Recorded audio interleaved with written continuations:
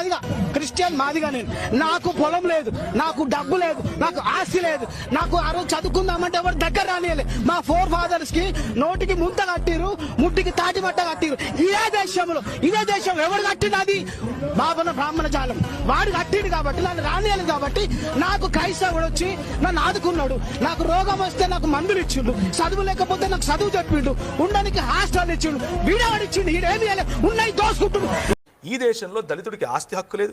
దళితుడు ఇంట్లో దాన్ని ఏమంటారు, కొబ్బరికాయల చెట్టు ఉందనుకోండి ఉదాహరణకు, చూస్తాడు ఎవడు ఆసామి, రే బాగుందిరా కోసుకొచ్చి అంటే నోరు మూసుకొని తీసుకుని ఇవ్వాలి.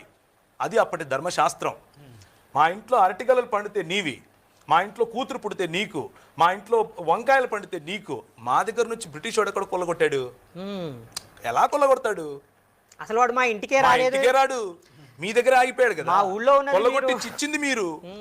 వాళ్ళ మీద పేరు పెడితే ఎట్లా? వాళ్ళు దోపుడుగాళ్లే, నేను ఒప్పుకుంటున్నాను. బ్రిటిష్ వాళ్ళు 100% దోచుకుపోయారు, కానీ దోచిచ్చింది మీరు.